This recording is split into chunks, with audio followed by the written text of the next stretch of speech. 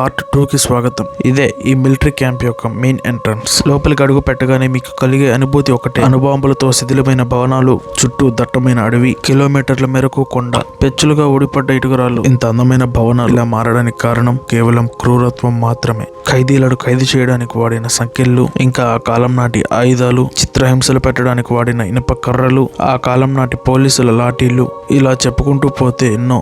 ఈ గదిలోని పియానో చూస్తే అది సంగీతం కోసం కాదు, నిశ్శబ్దాన్ని కూడా భయపెట్టేలా నిలబెట్టి ఒక వస్తువులా అనిపిస్తుంది.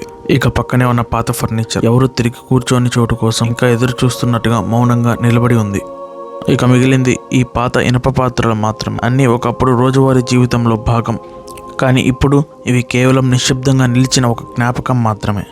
వాటి మీద వీచిన సమయం వేసిన ముద్రలు ఇంకా అలాగే ఉన్నాయి. ఇవి సాధారణమైన వస్తువులు కావు. ఒకప్పుడు ఇక్కడ ఉన్న జీవితం ఎలా ఉండేదో చెప్పే మౌన సాక్ష్యాలు. ఒకప్పుడు మ్యాగ్నెటిక్ వేవ్స్ ని కోల్చడానికి వాడిన యంత్రాలు, బట్టలు ఇస్త్రీ చేసుకోవడానికి వాడిన నైపుణ్యం, ప్రేమకు చిహ్నంగా ఇచ్చిపుచ్చుకున్న గోల్డ్ చైన్స్ మరియు కంటి అద్దాలు, ఇలా ఎన్నో.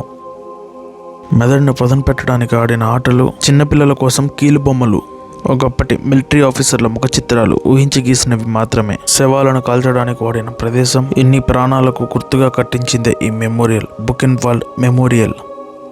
ఇది కేవలం మెమోరియల్ కాదు, మానవత్వానికి మిగిలిన చివరి హెచ్చరిక. ఈ ప్రదేశం ఒకప్పటి కథనాలను కళ్ళకు కట్టినట్టుగా చూపిస్తుంది. జర్మనీలో ఖచ్చితంగా వీక్షించాల్సిన ప్రదేశాల్లో ఇది ఒకటి. ఈ వీడియోకి అంతే. నెక్స్ట్ వీడియోలో కలుసుకుందాం. అంతవరకు బై. జై హింద్.